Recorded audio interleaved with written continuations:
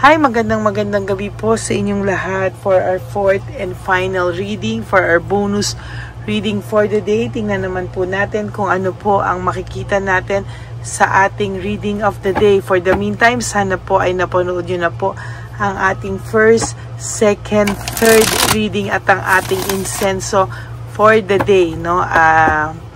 Gawin nyo po yan para po lalo po kayong napakinggan, no? At sana po ay maramdaman niya talaga through the incense, no? Nasa meditation nyo po yan, talagang ako po ay mini-meditate ko po yan para sa inyong lahat, and I really hope na makatulong po yan sa inyo. For the meantime, ang dami pa pong hindi nakakapanood ng first and ng second and third reading, no? At ganoon din po yung ating kahapon na second, third, and fourth reading kahapon, no? Kaya po ako ay nanghihinayang bakit hindi niyo pa po napapanood for most of you, no? Ayan, sendelit lang po, Okay. Sana po ay mapanood nyo na po lalo na yung second, third reading for today, no? At lalo na po itong fourth reading, tingnan po natin kung ano naman po ang inyong mapapanood for our fourth reading of the day. Ano po kaya ang ating makikita sa ating fourth reading of the day ngayong araw na ito, no? So, tingnan naman po natin. Ayan. Okay, pili po tayo. Balasahin muna po natin and then pili po tayo ng 20 cards. Today is Tuesday. Maganda po ito. Kaya sana po ay panoorin nyo pong lahat, no? Yan. Pili po tayo ng 20 cards. 1, 2, 3, 4, 5, 6, 7, 8, 9, 10. Another 10 cards po. 11, 12, 13, 14, 15, 16, 17, 18, 19, and 20.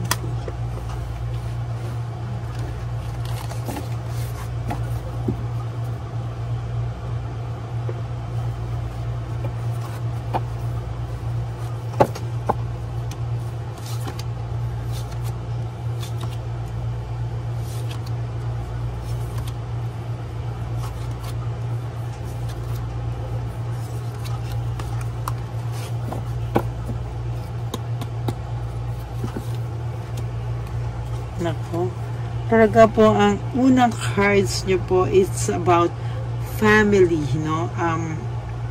Talagang ito po ay talagang talaga pong napakaganda po ng samahan nyo nung umpisa. Napakaganda po ng inyong nasimulan. Kumbaga, yung pinakaugat po ng foundation nyo sana ay napakaganda, no? Talagang wala po akong nakikita dito na problema, at talaga pong kayo po ay nagkakasundo at maayos po, no? Kaya lang po dumating talaga ang impactita na si Chabelitang Palaka sa buhay nyo, or si Shokoy, no? Sa totoo lang po, talagang hindi po talaga ito talagang yan po ang nagpaaway sa inyo. There is war. There's really yan po yung mga talagang nagpaaway sa inyong dalawa, no? Talagang na-control po, no? Na-control po niya yung sitwasyon, ano? Itong si Chabelitang Palaka po ay na-control talaga. Kaya ngayon po, ayan, no? Parang kahit po anong sabihin nito ay talagang merong loss, missed opportunity, lost chance, missed opportunity sa kanya sa ngayon, ano? Alam nyo po, sa nakikita ko po sa barahan nyo, talaga sa ngayon is marami po siyang mga realization, marami po itong mga tumatanim po sa kanya, no? As a matter of fact, marami po siyang mga decision kasing hindi pinag-isipan, ano? Ngayon po siya may nakakaramdam ng frustration. Ngayon po siya nakakaramdam ng jealousy. Ngayon po siya nakakaramdam na siya po ay, nako, lahat po yan, no, naiisip niya po sa ngayon, ano. At itong tao pong ito, talagang matutupad po ang iyong kahilingan na ito pong taong ito ay matatauhan, ano. Matutupad po yung kahilingan mo na itong taong to ay matatauhan sa lahat po ng ginawa niya sa inyo.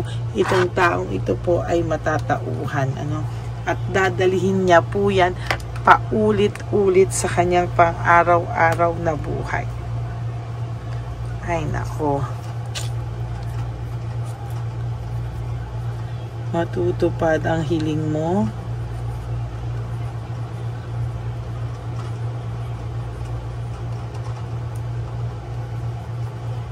Na ang taong ito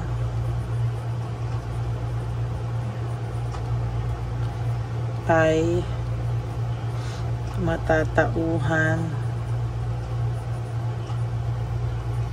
sa lahat ng kalokohan niya.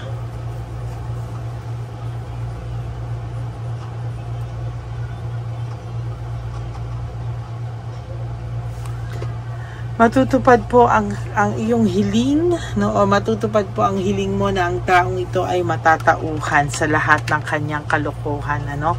Yan po sa nakikita ko ay true enough, itong taong ito po ay matatauhan paulit-ulit po, no? Siya po ay makakaramdam ng talagang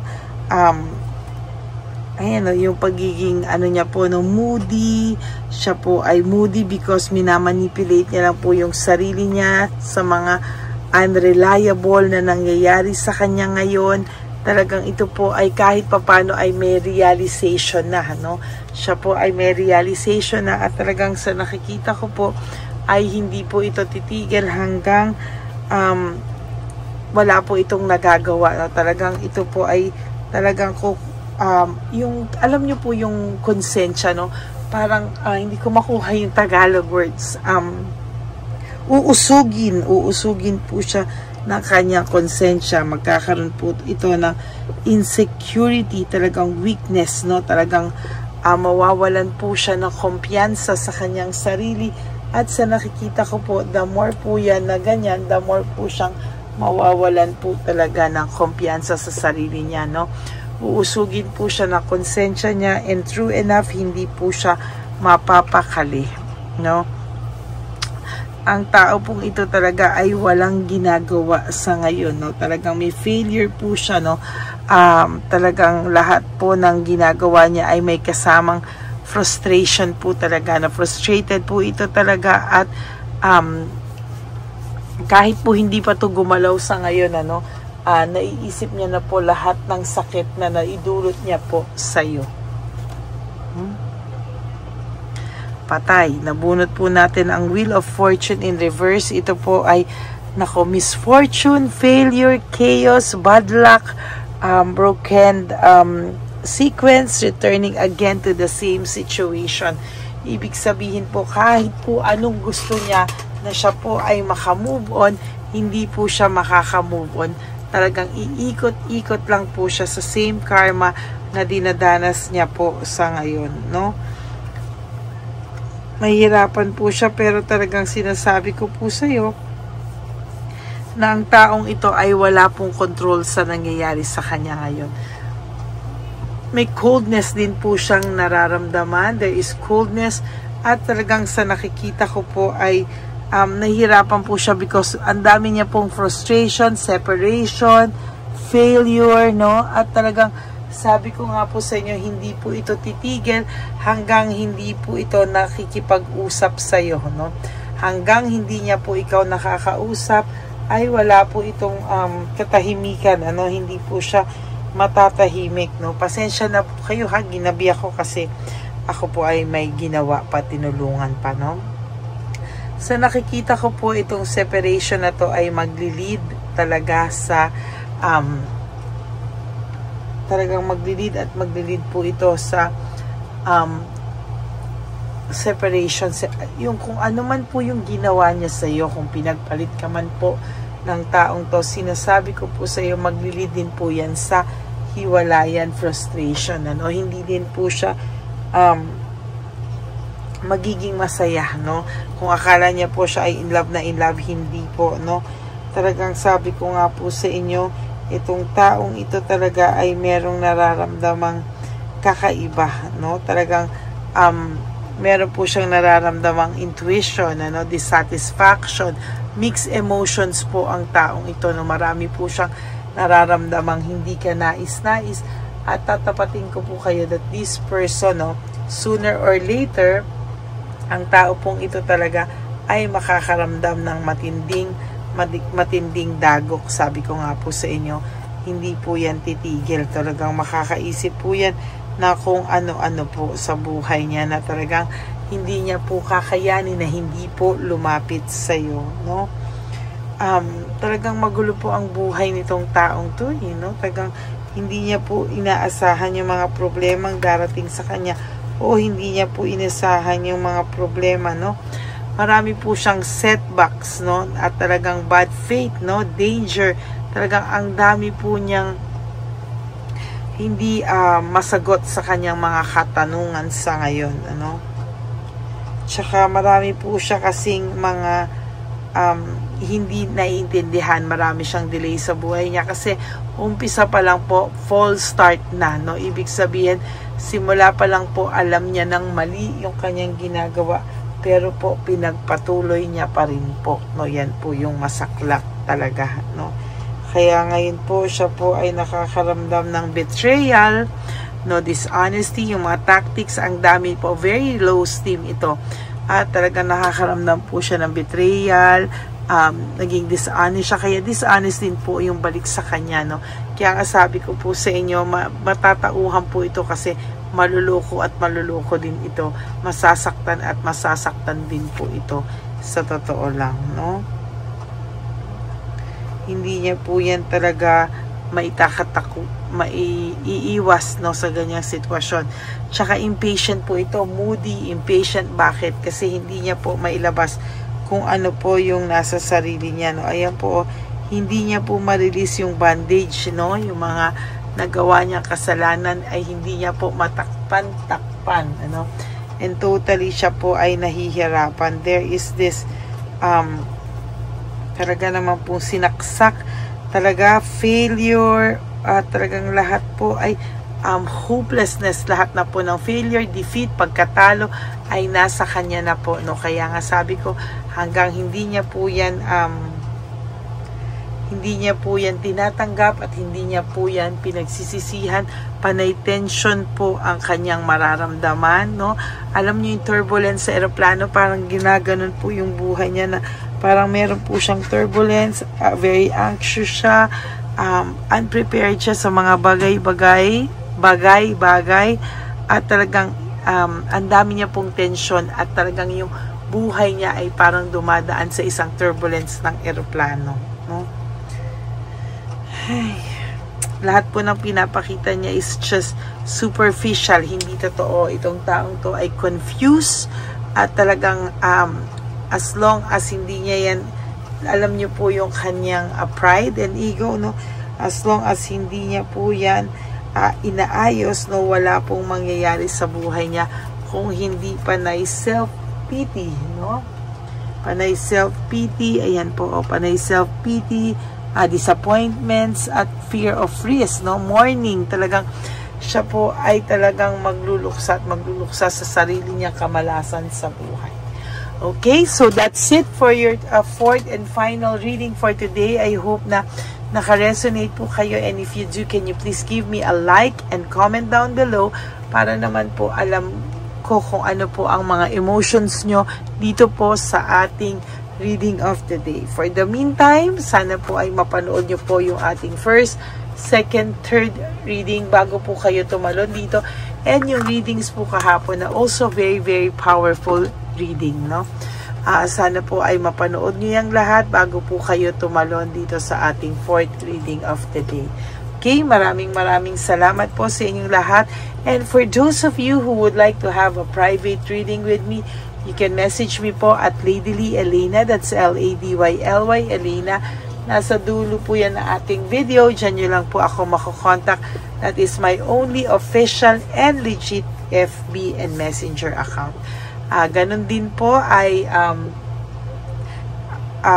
nilabas ko rin po ang fake account ng Lady Elena na kung saan yan pong taong yan ay nang i-scam, nang gagaya, at talagang nang i-scam po siya ng mga tao, no?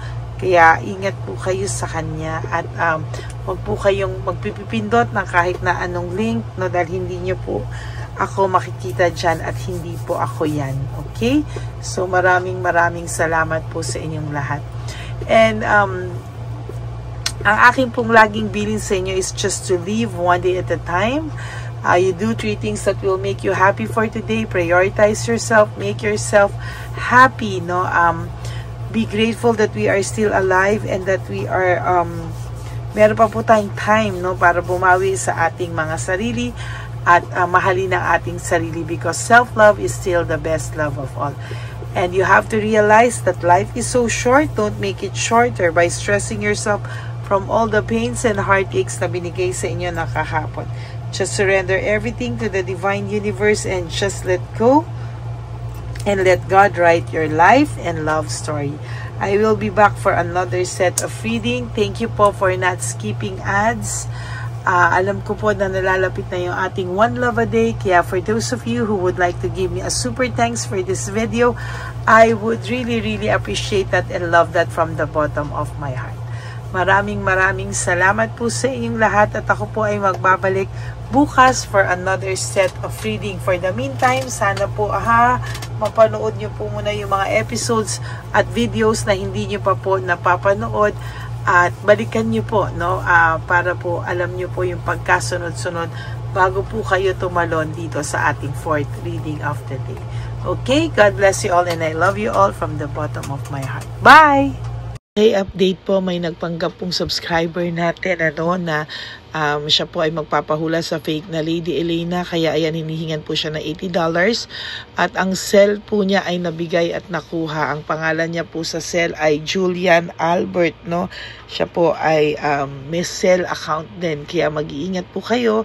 Ayan po, no, kung sino man po yung scammer na Julian Albert na yan, no, iinsensuhan po natin yan para siya po ay makonsensya. Kung wala man po siyang konsensya, at least po bumalik sa kanya lahat po ng kanyang ginagawa at maling-mali po yan, ano. Basahin niyo po lahat yan, makikita niyo po, ayan po ang cell number niya at Julian Albert na yan, ano, para po talagang ma-report din po natin yan na siya ay gumagamit ng cell account na Julian Albert. Mag-ingat po kayo. Ayan po yung number niya. Ayan po yung pangalan niya. Huwag po kayong magpauto. Nakita nyo naman po, no, napakalayo po ng pangalan ko sa pangalan ng pinagsisendan nyo po ng account o ng pera. Kaya mag-ingat po kayo at beware sa scammer na to. At talagang ayan po, pinost ko po ang kanyang pangalan dito para maging babala po sa inyong lahat. Maraming salamat po. At mag-ingat po kayo, pakireport po ang page na yan, ang messenger niya na Lady Elena. Maraming salamat po and God bless you all. Ayan, sa susunod po makikita niyo yung account niya na ire-report niyo. Salamat po na marami. Magandang gabi po ulit sa inyong lahat. Ako po ay muling nagpapaalala sa inyo na mayroon pong lumalabas sa FB at Messenger account na fake account po, no, nang hihingi po ng $25 through PayPal at hindi po yan totoo. Huwag po kayong maniwala dyan. At pag sinabi mo po na gusto ko pong marinig ang boses nyo or makita kayo, ang sasabihin po ay magbibigay kami ng link.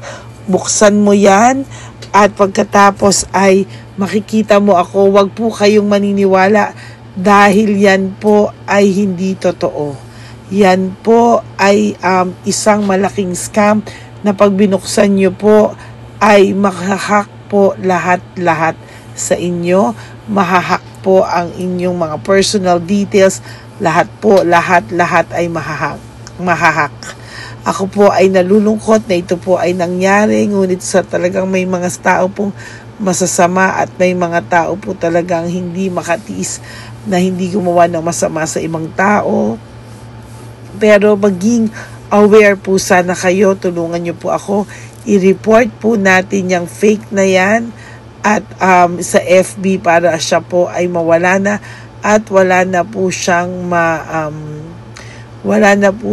mabiktima pa. No? Nandyan po lahat ng details at maraming salamat po sa inyong lahat. Maraming salamat po sa inyong lahat at mag-iingat po kayo.